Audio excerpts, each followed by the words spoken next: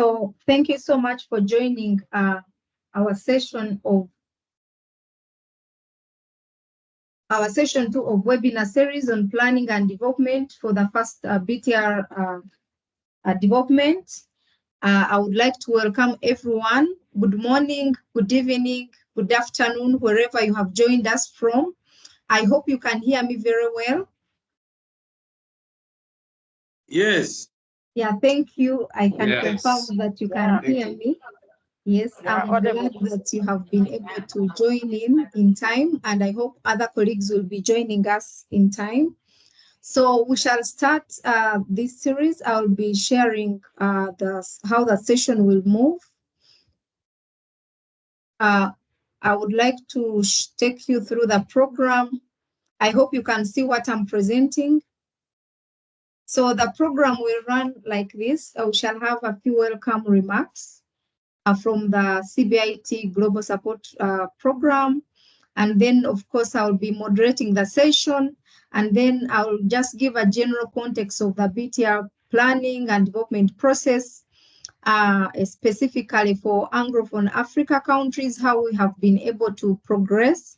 And then we shall first hear experience sharing from Liberia, from Dr. Chris, and then the next we shall have a group photo, and then we shall also have sharing from our representative from Zimbabwe, Mr. Aloysius Tiga, and then we shall have a few questions, but also we shall allow other countries to be able to share how they have been doing it or to contribute to see how we can have clear strategies to be able to submit our BTR by December 2024.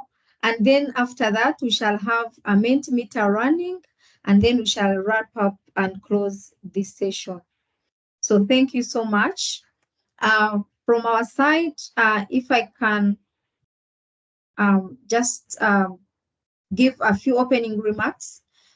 I would like to thank everyone who has been able to join. I have been sending messages, I think, right like 2 weeks ago, but I've been getting so many acceptance. I know even those who have not joined today, maybe there have been some challenges, but I know they will be joining us along the way. So I really appreciate that you have taken off time to join this webinar series on planning and development of our first BTR. I would like to also take this opportunity to thank countries that we are able to share last time. Last time we had sharing from Rwanda, from Nigeria and Namibia. I think it was very productive sharing, and I saw countries reaching out on how bilaterally they can benefit from what the other countries shared, and I hope that spirit continues. So I will take this opportunity to thank you and always use the chat option to ask questions during the presentations. And also, if you have any burning issue or if you need any clarification, you can always put up your hand or let me know, and then you can speak.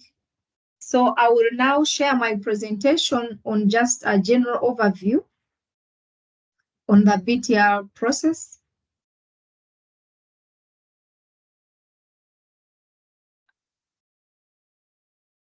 So the general context is that with the implementation of the ETF Paris Agreement, okay, countries are required. Kindly unmute or mute yourselves when you are speaking. So I was still, if I was disrupted. So countries are expected to submit their first BTR reports in accordance to the MPGs, not later than 31st December. So that's why we are trying to work very hard to support countries to fill the gaps so that we are able to submit in time. But also, bio-update transparency reports will provide information on actions taken and progress made in mitigation, adaptation, and support provided, required, or received. So this information, of course, will be collected through the BTR and incorporated in the global stock take, which will evaluate the collective progress towards the long-term climate goals globally. So countries are expected to transit towards the BTR and implement the MPGs, and this implies that there is increase in terms of what is required in terms of quantity, the detail, and the rigor of information to be presented, mainly for developing countries which are doing it for the first time. So for this reason, it is very important that countries start analyzing their current arrangements, institutional arrangements, capabilities, and then capacities, and generate action plans to meet the deadline. So I just wanted also summarize, there are those key startup activities that sometimes countries ignore, and yet they lead to some delay in the processes. So as the Global Support Program, we have been supporting countries, among others, in setting up those first steps in conducting scoping studies, conducting assessments on institutional arrangements, towards enhanced transparency, and also the development of the first BTR. But we have also supported countries to really understand the general framework of the outlook of what BTR process entails by taking them through developing of the roadmap using the tool that was developed by PATPA and FAO. So we have also conducted capacity building webinar to help countries to understand procedures for accessing funds, resources through enabling activity agencies. And you can find this recording on our platform, the Climate Transparency Platform. And I would also encourage everyone to join the platform. You register, and then we, so that you can easily access all the products. So for some countries which have not yet started applying for funding, I think you could check out some of the key steps that were presented during the webinar. They were a very good guide. So just to give a highlights for enabling activities, countries that have been able to access the BTR resources. Some countries are not here because these are countries just supported by UNEP. So we have so far 9 countries that are intending to submit their BTR by December 2024. So I would encourage other countries to also start the process, access funds, so that we can have more Anglophone African countries submit their first BTR by 2024. So these are just a highlight of countries supported by UNEP enabling activities, but I'm aware that there are also other countries that have been able to access these funds through other agencies. So this is all from me for now. Unless we have any questions, yeah, that is the end of my presentation. Thank you.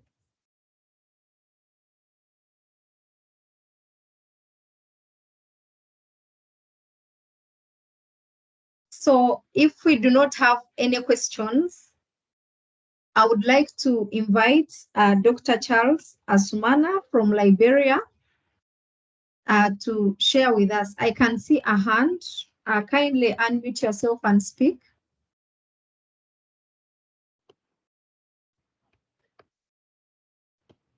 Hi, good afternoon. Good afternoon to you. With Agricole from Seychelles. Just wanted to inform, particularly you, Sheila, that Seychelles has already received funding for our first BTR, and UNEP is our implementing agency. And tomorrow, Friday, we'll be holding our first inception workshop to kick off our first BTR and a fourth national communication. Thank you. Thank you so much for that update. I think by the time I received these updates, maybe you had not yet received funding. Thank you so much for that update. Any other comments? Kindly feel free to unmute yourself and speak.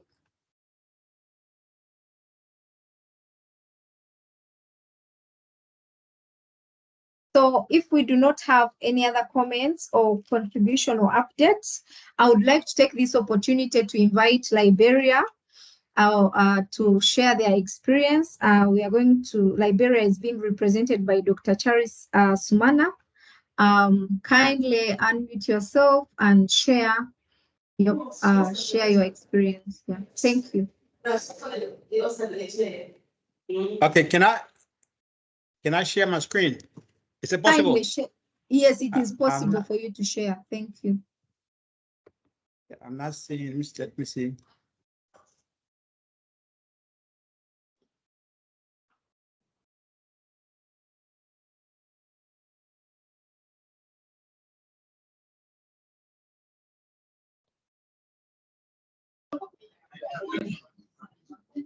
Are you seeing my screen? I think it's still loading.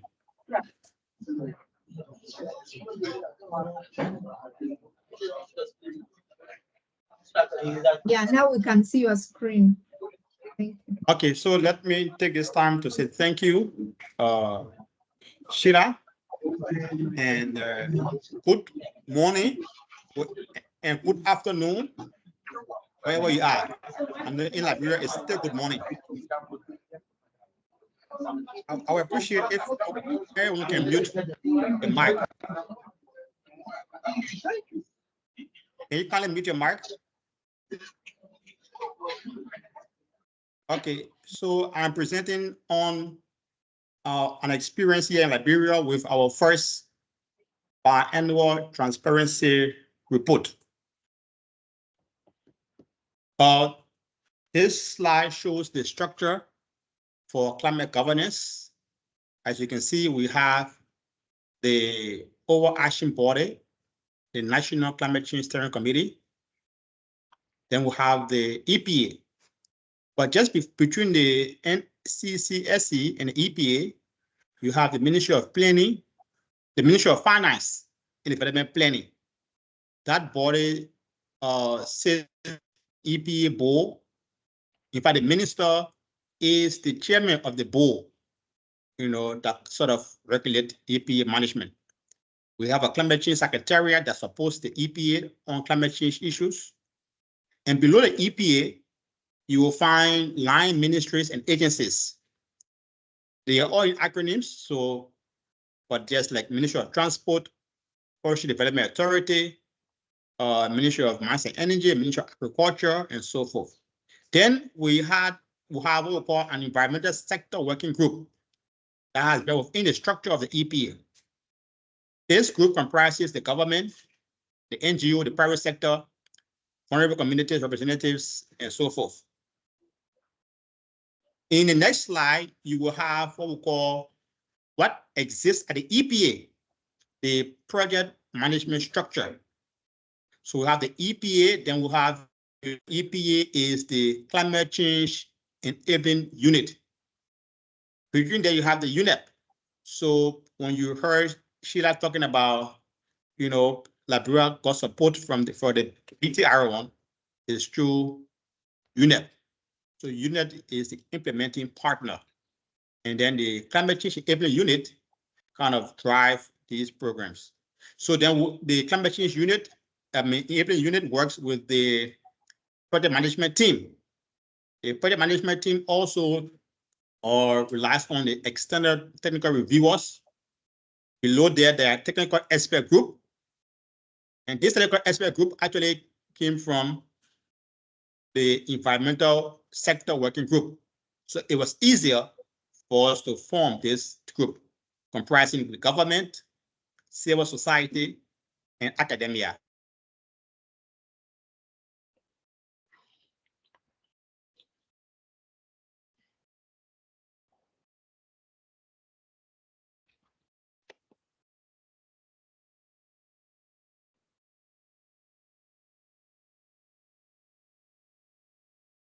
Hello? Yes, we can hear you, but you had stopped talking. Oh, I think something happened just now. Okay, so for example, if it is your first day in Liberia and you want to, say, get data for key emission sectors, where will you go? So this table provides just that information. For example, for the energy sector, you go to the Ministry of Mines and Energy. The Ministry of Mines and Energy leads the energy sector in terms of data collection. Then there are other institutions that the Ministry of Mines and Energy. They are inventory stakeholders for energy sector. And they are the Ministry of Transport, the Liberia Electricity Corporation, the Rural Renewable Energy Agency, Liberia Petroleum Refining Company, National Port Authority, and so forth. Then the IPPU sector, the Ministry of Commerce leads that because the Ministry of Commerce regulates industries here in Liberia. And then there are industry players. You can see here, the Mano Oil Palm, the National Paint Industry, the National Aluminum Factory, and so forth. Then the waste sector. The waste sector is kind of a little bit tricky because the waste sector should be actually managed by the Ministry of Internal Affairs, MIA. But we put here city corporations because by right, we should have city corporations in all the different cities in Liberia, but it's not so. So we have ones in the city, the Monrovia City Corporation and the Painesville City Corporation. So they sort of get data, waste sector data from other cities that don't have a well-structured corporation in place.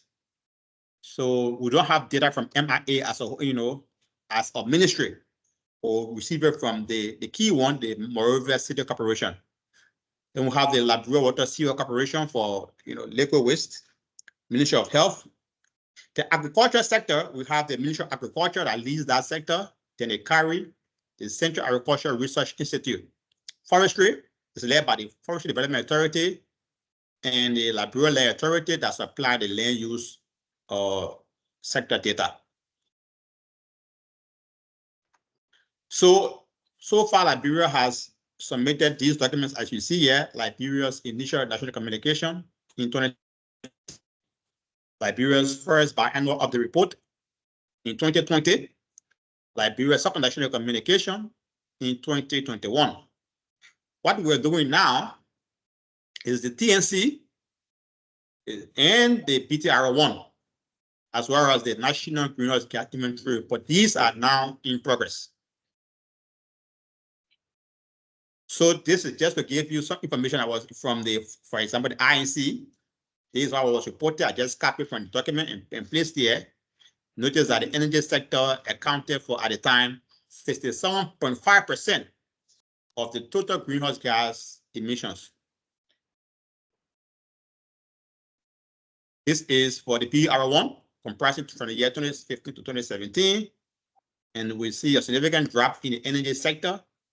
And you'll notice the reason is because we started to use the hydroelectricity kind of cut down the use of generators in private homes. This is the second national communication. Yes, and we see here this part chart.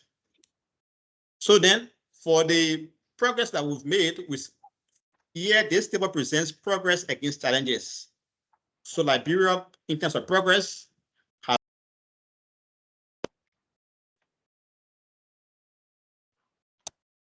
hello.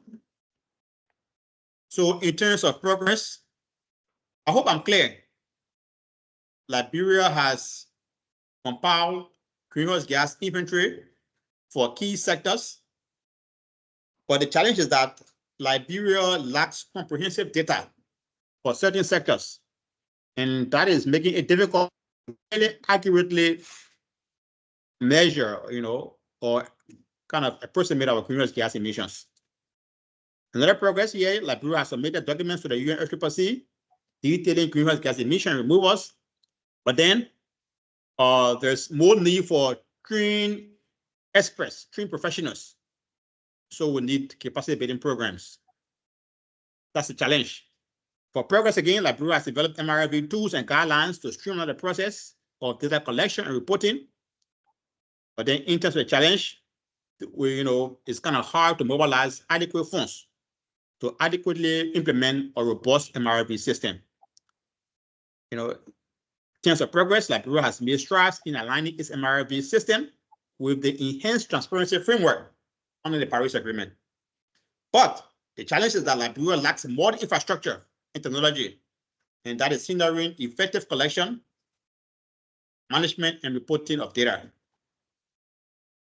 Then for progress, Liberia has actively engaged in multiple stakeholder engagements, the private sector, the civil society, but then it's difficult to really ensure coordination between and among these various sectors.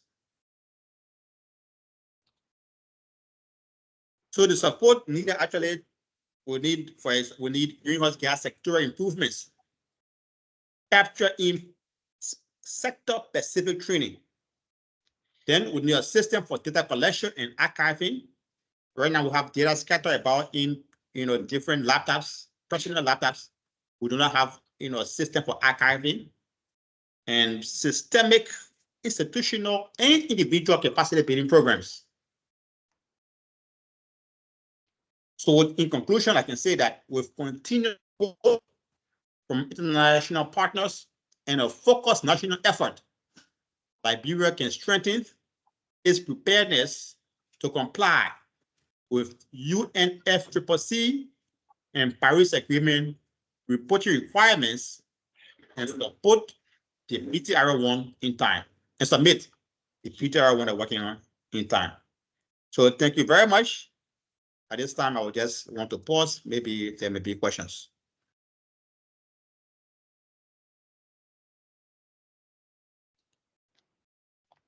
Yeah, thank you so much for the presentation and for sharing Liberia's experience. I would like to ask members in this webinar to really unmute themselves and maybe ask any questions if they have. Yeah, thank you so much.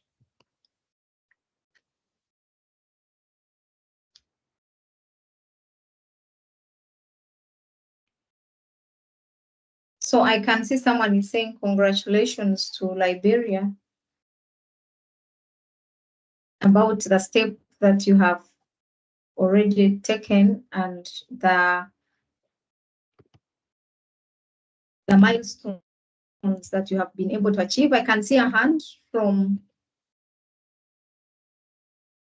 yes, Vilma. Kindly from Seychelles. Unmute yourself and speak.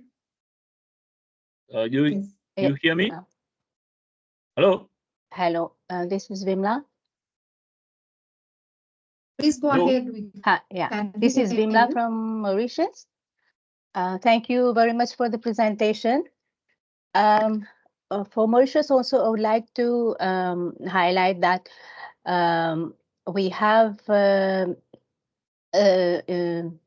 funding has been approved from JEF for the preparation of the BTR, but we are in the process of signing the project cooperation agreement. This is why we haven't received any funding yet, but it's in the process, and we are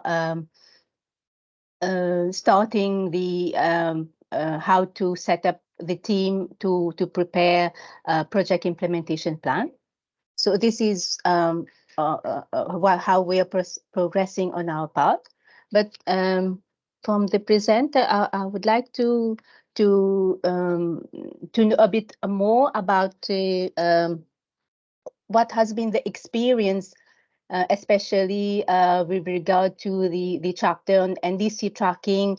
What are the challenges you have faced with respect to what the targets you have put in the NDC, and how you report on the progress made?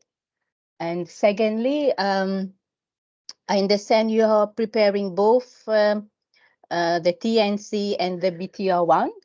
So here I would like to know if you're including a chapter in adaptation in both your reports. So how are the components differing? It is the same thing you are putting in both reports? Thank you.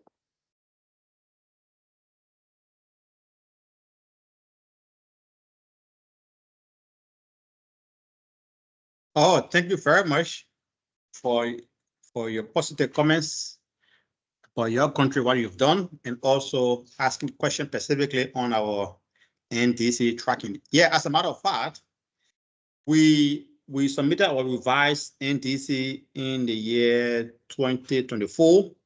Sorry, in 2020. So right now we are in the process of tracking it. There by July or so, we will know how far we've gone in terms of meeting targets and monitoring progress in the NDC. There was it 2 weeks ago, we had a meeting on that. So we'll know how it is. But so far I'm concerned, we are on course, and the BTR is expected to do well along that line. And I'm not sure what I understood the second question. What again, sorry, the second question? The second question was about if you're including adaptation component in your BTR1. So is it the same as you have included in the third national communication, or how are you differing the components? Okay, so because this will be submitted as a combined report, not a single unit. So there is a format for that. So we will be submitting it per the format, but it's combined. So both the TNC and the BTR1 will be submitted as a combined report. So there will be only one on it. And I think, as a matter of fact, we also have a technical working group, a technical expert group on vulnerability and adaptation to climate change. That group will provide information for both the TNC and the BTR1. So I can say it's one. It's the same. Okay, thank you very much. Yeah. Yeah, I hope I tried to answer your question a little bit. Yes, thank you very much. Yeah, thank you so much for that. I can see a hand from Wills. Kindly unmute yourself and speak. Yes, good afternoon, Sheila. Yeah, my question is a bit similar to what has been asked. I was referring to the fact that Liberia, first BTR, is a combined modality with the national communication. So I just wanted to know about the number of chapters the document will have, and as rightly pointed out by the presenter, that the chapters will be sort of limited. For example, adaptation for the national communication will be the same chapter referring to the adaptation for the first BTR. So my question mainly now is how many chapters will the combined modalities will have for Liberia's BTR combined with the third national communication? Thank you. Okay, so at this particular point, I cannot really say how many chapters, but I would think from my experience with the BUR1, the chapters are not determined by the parties. I guess it's determined by there's a reporting requirement. So we'll go by the reporting requirement. I know there have been some adjustment with the BUR and the BTR. But there is a clear reporting requirement, then. So if that requirement leaves the number of chapters with the parties, then we'll decide that. But at this point, I cannot really say.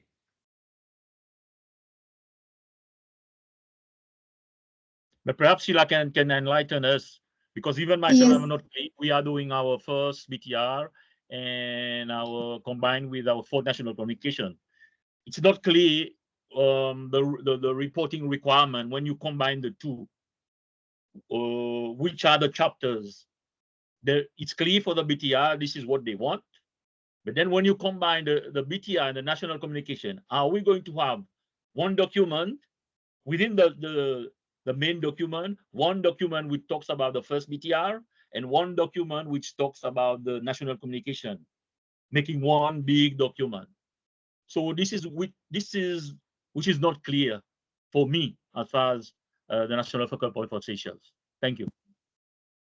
Yeah, thank you so much. I think Vimla's question was mainly specifically asking about the adaptation component of reporting within the BTR, and then how do you report that in the national communications.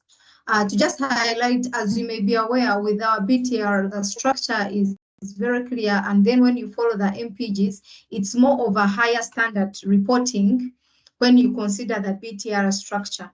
And as you may be aware that the BTR will be reviewed and all the elements considered if you choose to report about adaptation elements. So what we would really get to do is that to follow the high standard set by the BTR process, since it's going to be reviewed, and then put the same section in the national communication. But of course, we understand that sometimes countries, the information is not available, but still you can use the MPGs to guide you on how much you are able to include in the report. So for me, that's what we can, that's the kind of guidance we can give. But I can still see hands up. I don't know if whose hand is the previous hand. I see Malawola's hand up. Kindly unmute yourself and speak.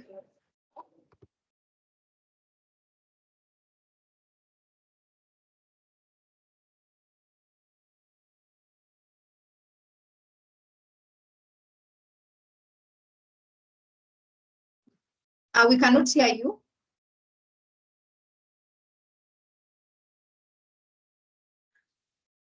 I don't know. Can we hear Mariola's speak? Oh, it's from my side.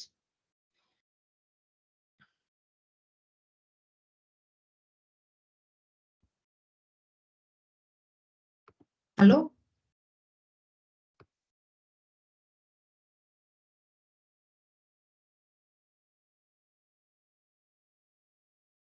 We cannot hear you.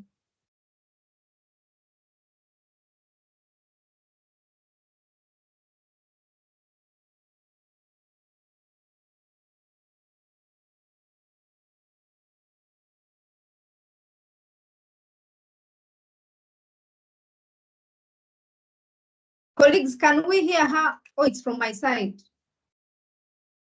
No, I'm not hearing. I'm not hearing either. I'm not hearing either. She has said she's going to use yeah, I think she says she's going to use another mode and she can speak. If we have any other person who would like, she says we might need to proceed, kindly type your contribution in the chat. We shall read it aloud. If it requires a response, we shall respond. I imagine that you can hear us. So if we do not have any other questions and answers from or contributions from the participants, I would request that we take our group photo. We can show our cameras. I will request that Dr. Asman, maybe you might need to unpresent.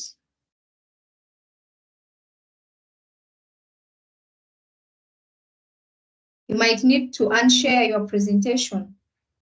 Okay, let me see. Unshare. I can just close from here. Let me see. Give me 1 minute, please. Yeah. Yeah, we can still see your presentation. I can't. Yeah, okay. Let me just leave and come back in. I'm not seeing unshare. Okay, stop sharing. Yeah, it's clear now. Okay. So we can take a photo. Kindly switch on your cameras. Okay.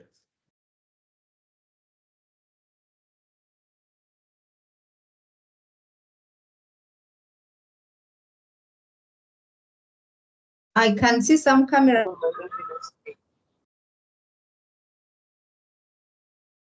are not on. We have, even if your camera is not on, we don't see you.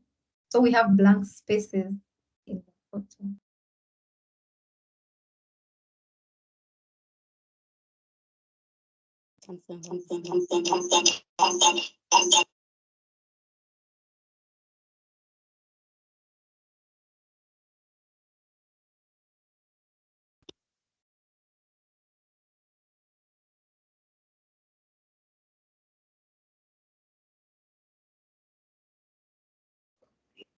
like I always say, if you couldn't do it in 2 days, even if I was to give you 1 year,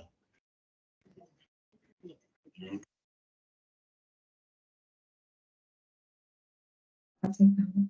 take some photos.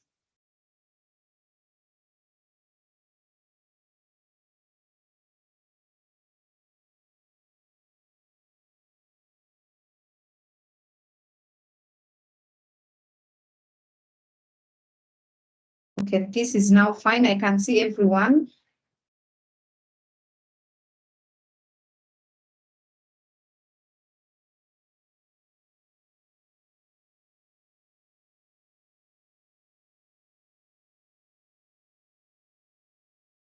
I think someone has put themselves to be the main screen. So from my side, I don't know if you can see from your side. I'm trying to change. Yeah, this is better now.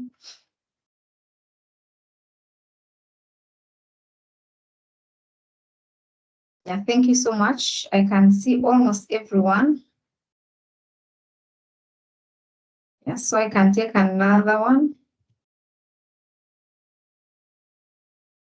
Yeah, thank you.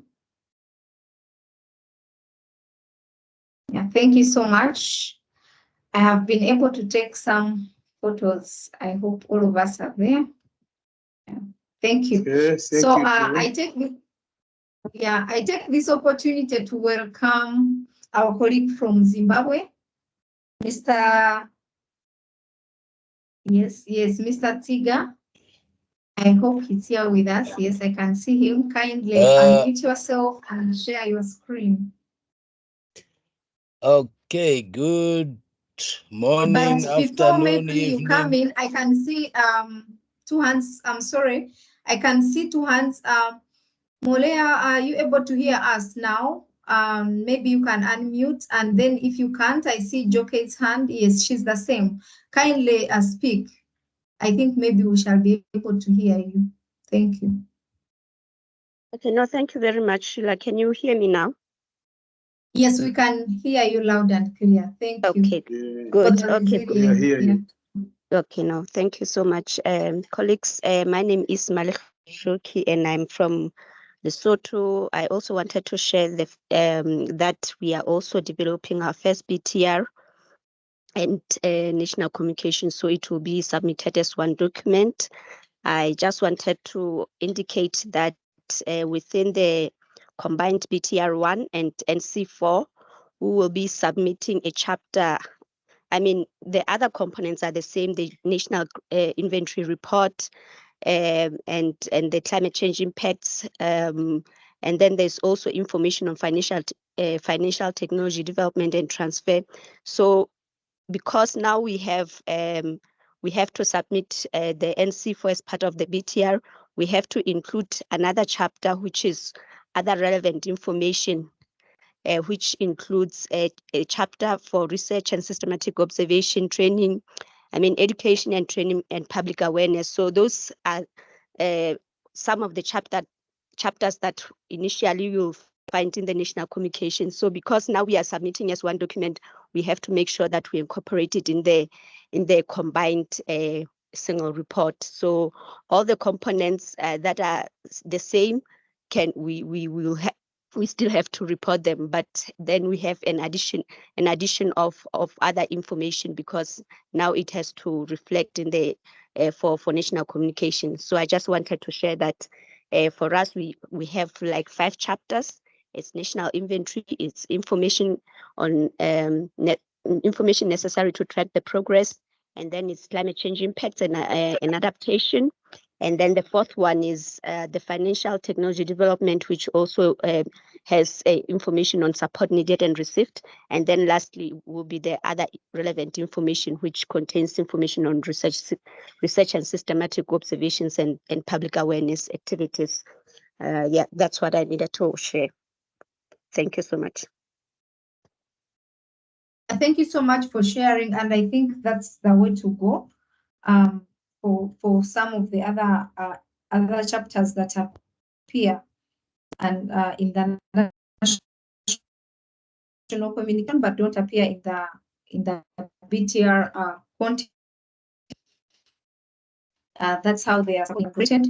But maybe in our next session elaborating on the different chapters on those on how to integrate and those for those countries that are doing both, how can they actually go about it. So I think our next session can also focus on that so that we can have a more elaborate, clear roadmap on how to go about that. So I would like now at this point, I don't see any other hand up. I will still invite our colleague from Zimbabwe, Mr. Siga, to share experience on how Zimbabwe is doing their first BTR. Thank you. Thank you. I hope everyone can hear me. Good morning, good afternoon, or good evening. Right. Good evening, sir, from Tanzania. Thank you very much, sir. Well, before I say anything more, I just wanted to remind you that today is Zimbabwe's celebration for its 44 years of independence. So there's a little bit of confusion all over the place due to the joy being shared by the people. Thank you. All right. Congratulations. Thank you. Okay, I do not really have a presentation as such to give the audience. Well, what I might do is try to share our institutional arrangements. I hope it will be able to show on your, let me see whether I have to start with the sharing first. If I want to share first, just go to the share and then can I then show the institutional arrangement? Yes. Is that okay? It's fine? It is fine. Yes, it's open. You can share. Thank you. All right, let's see whether this one comes up. If it doesn't, I'll continue talking. Can you see anything? No. It has not yet come. Maybe I don't see. You don't see anything. Okay. Anyway, let me at least start my talk from where we are at the moment in Zimbabwe. We are just about to start on our NC5 and BTR1. Currently, we have just hired our consultants to be on board, but they are yet to start the work as such. What I can say is what we have done in terms of preparation is coming from our NC4, where we had shared, I think, some of our constraints and gaps with the rest of the community, the climate change community, and we ended up with the CBIT project, which is the capacity building initiative for transparency, which was now targeting some of the challenges which we were experiencing during the compilation of the NC4 and BUR1. And among the issues which we had discussed in terms of needing assistance was the issue to do with institutional arrangements.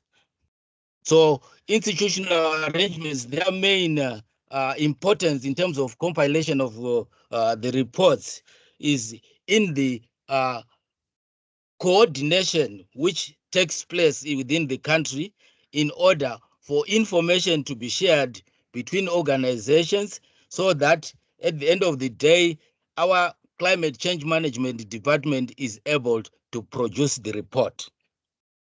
So we came up with a new institutional arrangements, well, maybe not totally new, but something which was more robust in terms of who does what.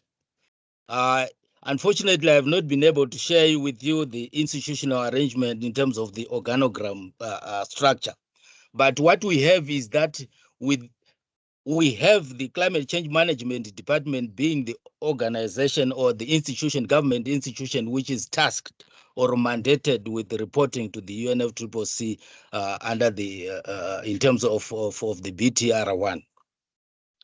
So below that, we have got then the National Communications Office, which deals with the reports and the hiring of people or consultants who are supposed to then do the actual work, that is to compile the reports, whether it is the NIR, whether it is to do with NDC tracking, or whether it is to do with adaptation and vulnerability.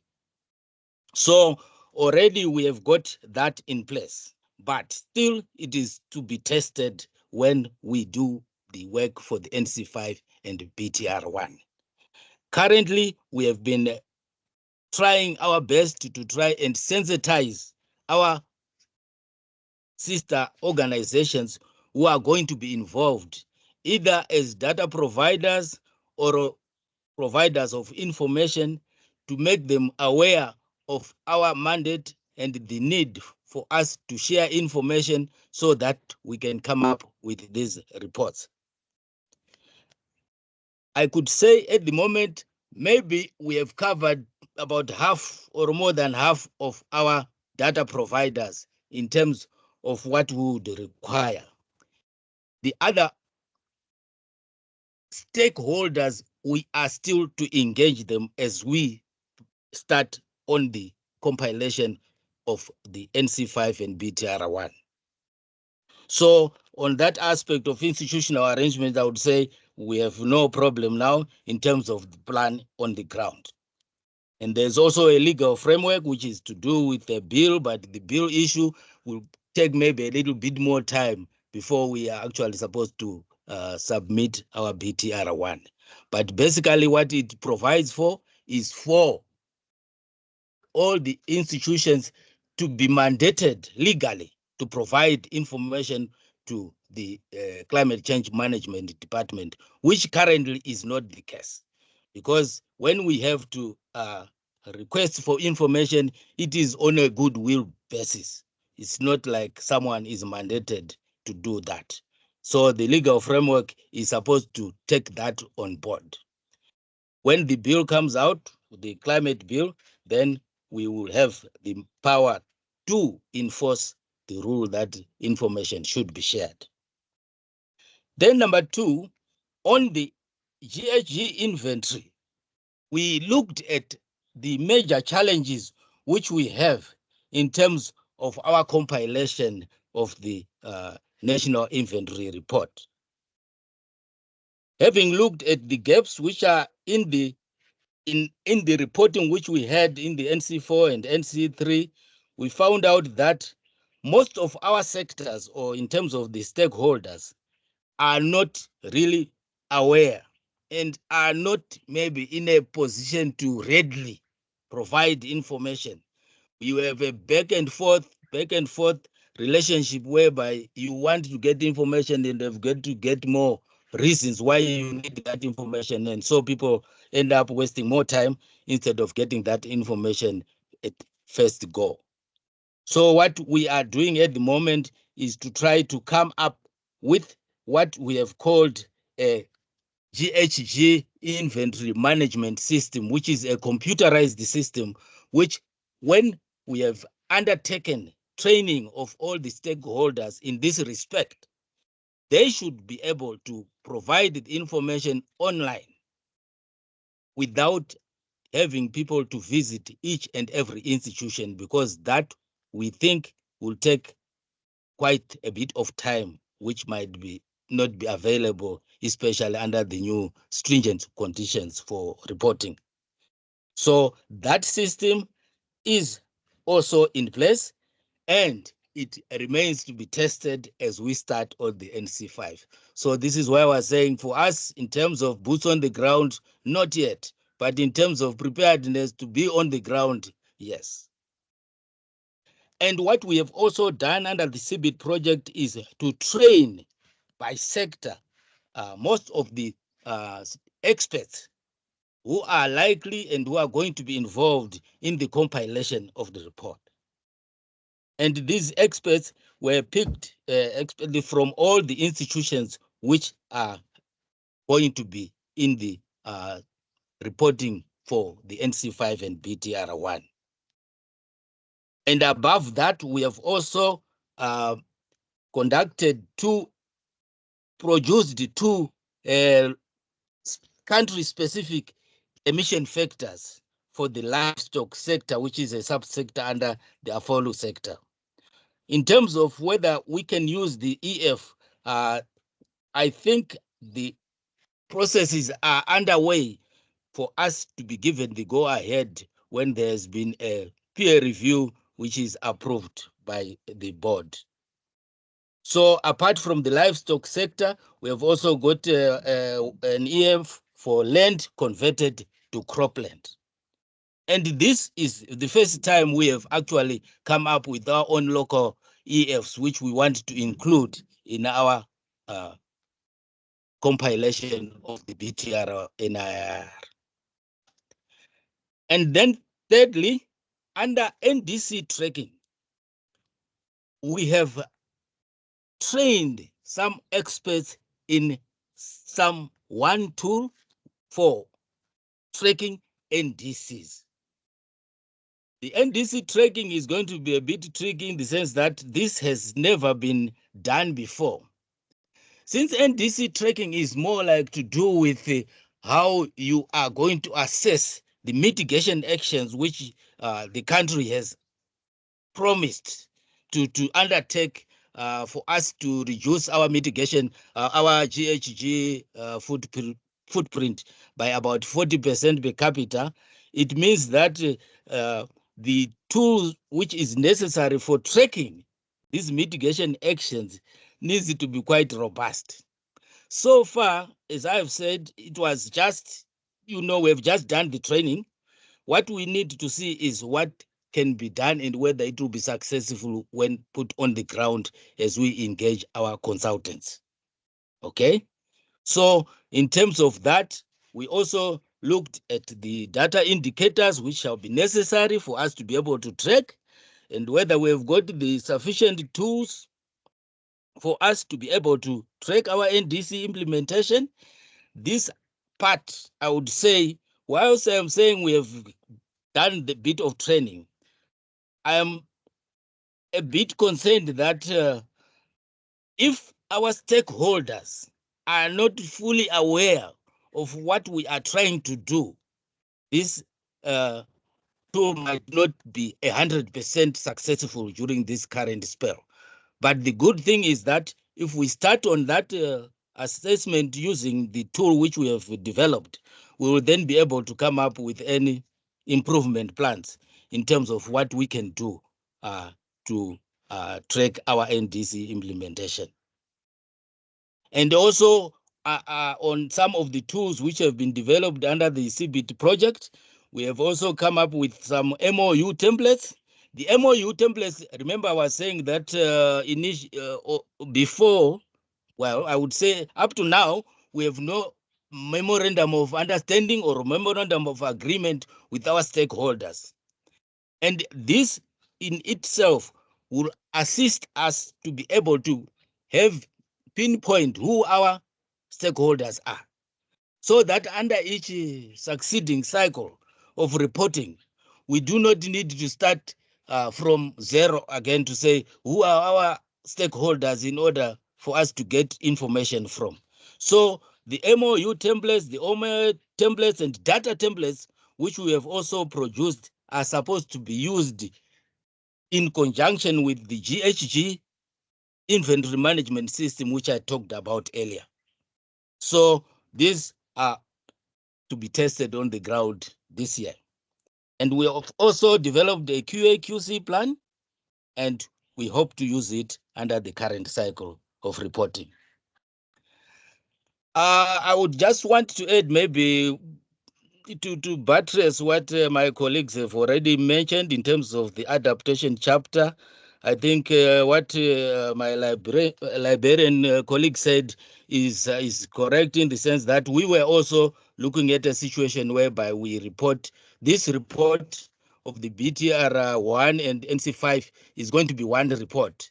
So basically, whatever adaptation chapter is going to go in there is not going to be repeated in the both sections of that document. So I assume that is the correct way under the reporting requirements. If there are any variations, I think we will be able to, I'm sure we'll be communicating as we go along. Similarly, from my colleague from Lesotho, the additional chapters are likely to come in maybe in the NC5 itself, not necessarily the BTR1. So basically, that's all I have to share with you today. Thank you. Thank you so much for that detailed sharing. I have been taking notes of what you have shared. You started from saying that you have already hired the consultants, they are on ground. You have done some capacity building, especially building from what you were doing under the fourth national communications. And then also you established a more robust institutional arrangement, building from what was there specifically to cater for this type of enhanced transparency reporting. And then also you don't have yet a climate bill, but you hope that when it is developed, then you will have more legal mandates for the different stakeholders well elaborated. And then you also mentioned that specifically you have done some capacity building about the GHG inventory, and you came up, you're planning to come up with the development of the inventory system that is more online and more robust to allow other different sector data providers to submit their data online. And then also you are planning to train sector experts who are likely to be part of the report. But you also talked about that you are planning to develop the first emission factors for both livestock and land use land cover change. And then you also mentioned that you also have done some capacity building for NDC tracking, and you also trained a specific team to work on that. And you mentioned the tools that you are planning to have a tool. I have a question on that. I would like to understand whether you have already developed the tools necessary for tracking indices, or within that training you agreed on a tool that will be used to track. And then you also indicated that you also need to continuously build awareness of other stakeholders who will be able to support the process. And then you also mentioned that you will not neglect the tools that were developed under the CBIT project, the previous CBIT national project. And also at the moment you said you don't have the MOUs, but you have already developed the QA/QC plan, which you'll be using as you go through the development of the BTR report. So that's what I have captured. I will still share those bullet notes in my update. Thank you. That is very correct. So that every other person can have can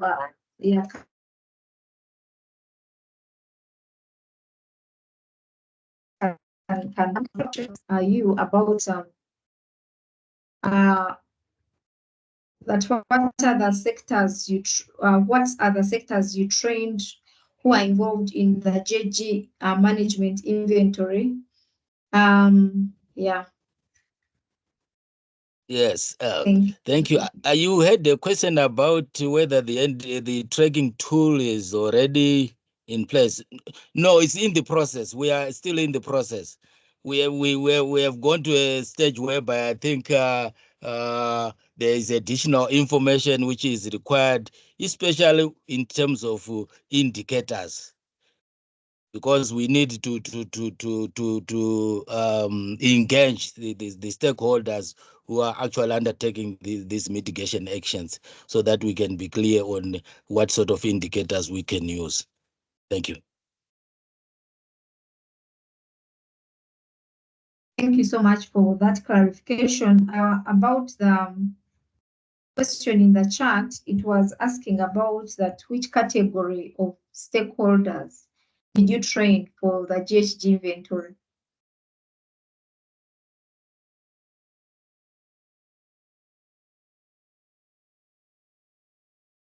Hello? I think my connectivity is not that stable. Sorry about that. Hello. Yes, so the question was about which category of stakeholders did you train during the GHG inventory management system? Okay, we trained well all the sectors. We had the energy sector, Afolu, IPU, and waste. We had experts in who were involved in the previous communications attend that. We had also some of the stakeholders who were involved in that, but most of the stakeholders were from government institutions. That but yeah, it was a bit more biased towards government institutions than the private sector.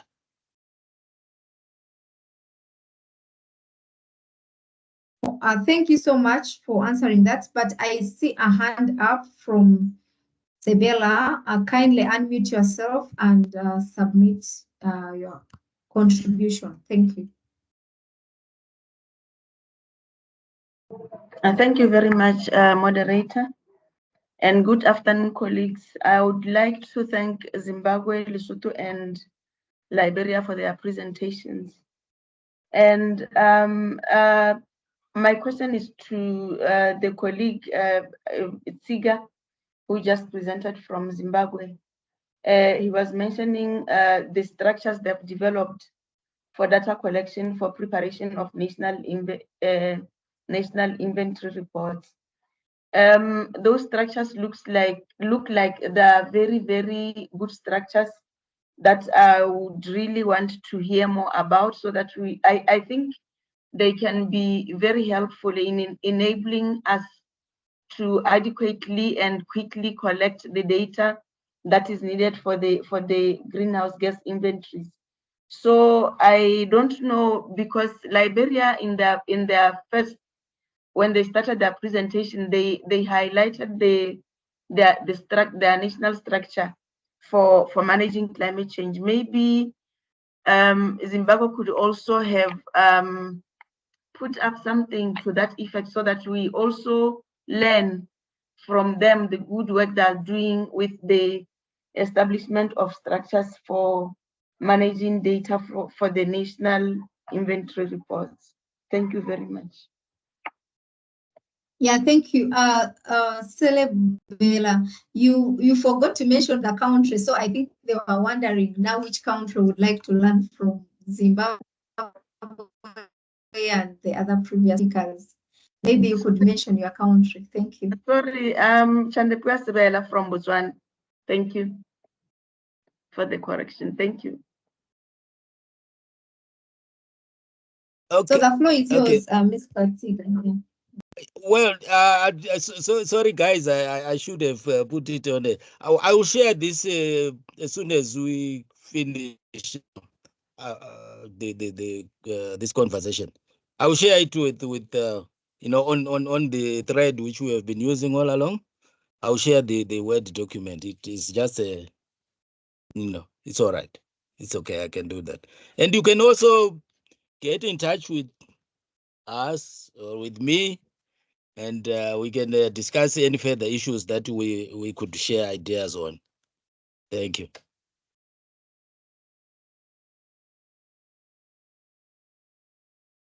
Thank you so much, Mr. Tiga.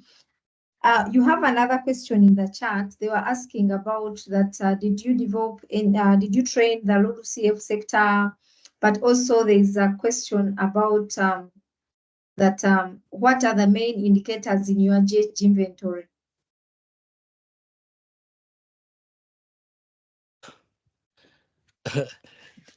Under when I said the follow, that's LULUCF and agriculture. In fact, the LULUCF came under followers. It was the forest sector. So we have got mainly agriculture sector and then the follow sector. So yes, they were all trained for in the GHG inventory system. And I don't know what was there another question on top of that? Yes, the other question is asking what are the main indicators in the GHG, in your GHG inventory? By indicators, you mean, because indicators I was referring to issues to do with mitigation. So that if you say you are going to maybe build maybe 20, dams, let's say for instance, or something like that, then you would have to say what sort of indicators are we going to use to say how many dams you have built, you on progress in terms of your timing and in terms of the number. So basically, in terms of indicators under GHG, I would say they would apply. I'm not sure. Maybe I'm getting the question wrong. Can you maybe assist me? I can ask Mr. Barra to maybe unmute himself and maybe elaborate more on the question that he's trying to ask. Kindly unmute and maybe elaborate on the question so that it can be clear. Thank you.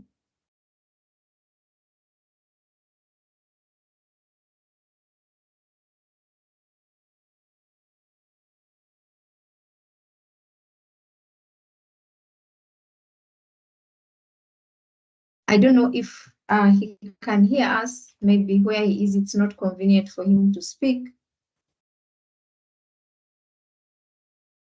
Yeah.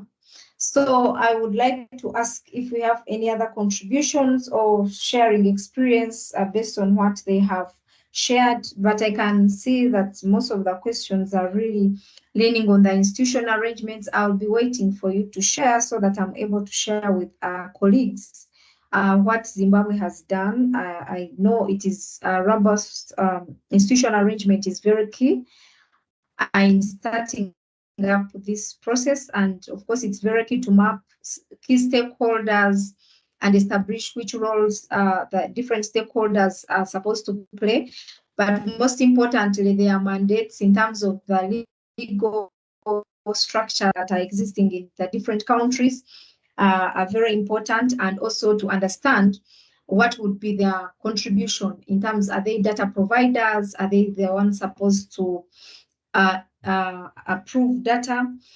But you also mentioned something in your presentation that maybe countries could consider developing the QC plan. Also contributes a lot in when you're applying some of these, when you're operationalizing institutional arrangements, then some of the elements are already elaborated in the QA/QC plan. Yeah. So do we have any other contributions from colleagues?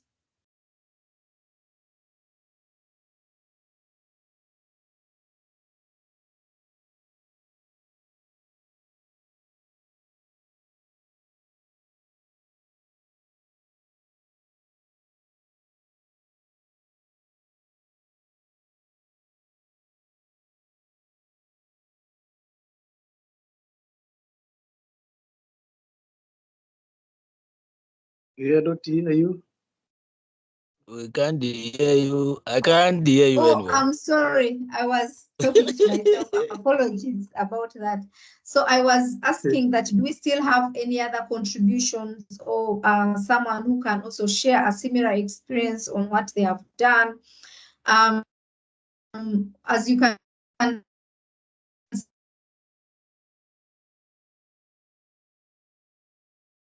see, most countries this is requires maybe more capacities, more structures, more people, and also taking on the mantle as countries. So sometimes we find that it's a bit tricky. So it would be nice to share.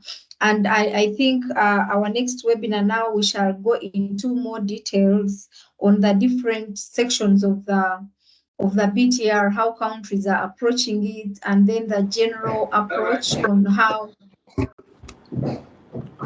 the combined national communication and BTR can ably be developed. So I hope it will be more interesting. But apart from the webinar series on planning and development of the BTR, stay tuned. We shall be having webinar trainings on specifically adaptation section alone, which is coming in the month of May. And also we have on finance support and finance received, support received and needed for, yeah, so we shall have that on the 30th of April. I'll be sharing with you the necessary information, so don't miss out. We shall be organizing the specific webinars to go into details to elaborate more on some of the chapters within the BTR development. So if we don't have any other sharing, I've put in the chat the link for the Mentimeter. I would like to get your feedback on this webinar so that it can help us to do better in our next webinars. So as you can see on your screens, you go to your Google, you can put in your internet on your Google or directly on the search and put www.menti.com, and then the code is 21971527. I would like to get your feedback on this webinar to help us get better organized, and also maybe understand which topics we can address. But also, if you don't mind, you can tell us from where you are joining us today. We are over 50 people, so it would be very interesting to know where you are joining us. I can see one person has already downloaded the Menti. It's in the chat. The code is in the chat.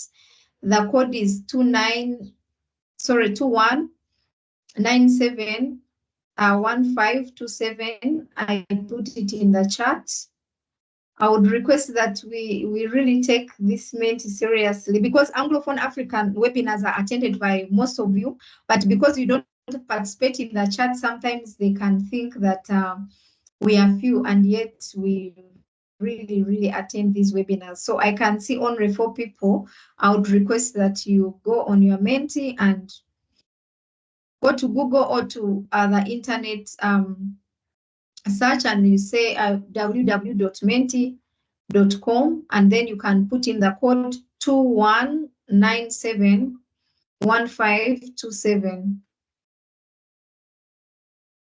Yeah, thank you for letting us where you are joining from. I can see we have many participants from the southern part of Africa. I don't know people. I saw people from Liberia. I have not seen you join the Menti, so it would be very important that you put a pin on where you are joining us from. Yeah. So I can see only 7 people kindly join the Menti. I can see you loaded the Menti, and I can see you are just saying that you're satisfied, and there are other areas you would like to learn more about in the future. Yes, you are saying that adaptation and mitigation. So like I had mentioned, our next webinar series on development and planning of the BTR will be chapter specific, where we can discuss on how different countries are handling different sections, especially those sections that require maybe applicability of flexibility provisions. We shall have more detailed webinars on those, and also those countries that are doing both national communications and BTR development. We shall have detailed discussion, and then those that need some guidance on support for indicator improvement. But I would like to also still say that countries do not hesitate to ask for capacity. We are here to support you. Yes, there can be some challenges and delays, but we are really dedicated to support countries at individual level. But please don't hesitate to reach out to me, and also go to the platform. There could be some already information that you are looking for, that you are struggling with, and you can easily use that information. Our platform is a one-stop center, and I heard from Lesotho when they were submitting during this week, learning from Zimbabwe, we are also organizing peer learning. I think it was Botswana. Yes, by the way, we shall be coming for a session. So I hope your country will even benefit more.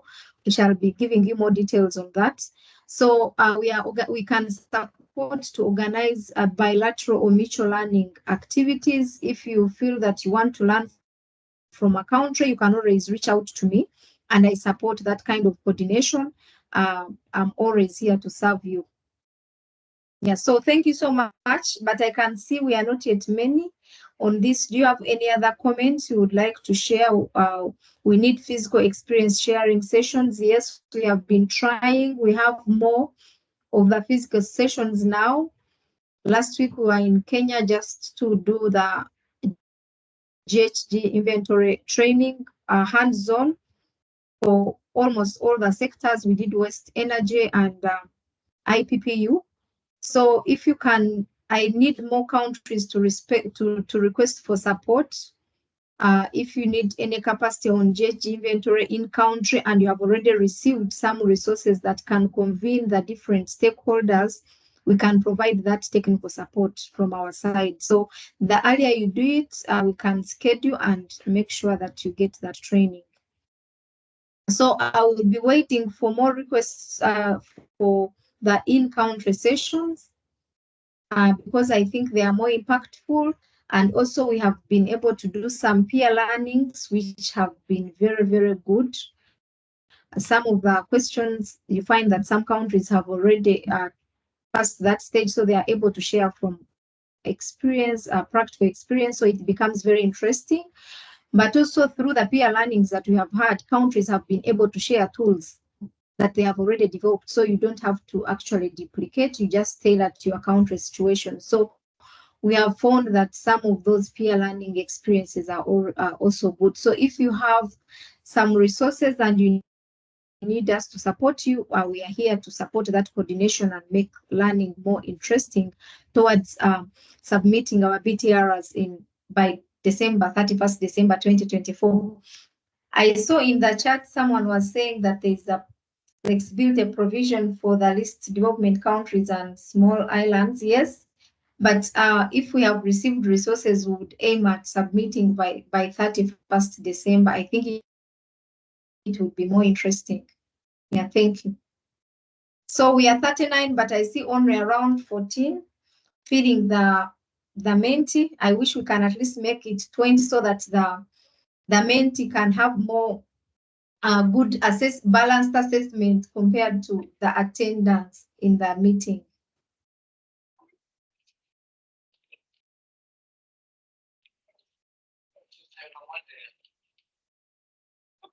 So maybe if we don't have any other comments, I would still request that you can continue filling the Menti, but I can hear someone speak. Kindly unmute if you have something to say. Yes, Mildred. But you are very low.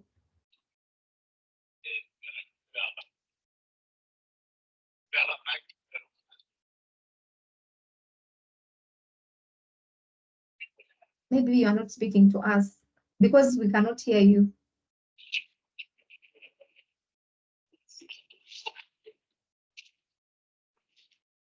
And she might not be speaking to us. Yeah, so I would like to take this opportunity to thank you for joining this webinar. And thank you for the responses to help us improve in the future webinars. Thank you so much. From my side, I would like to say bye. Maybe you can unmute and say bye to your colleagues. Bye-bye. Bye. Goodbye. Bye-bye. See you next time. Bye.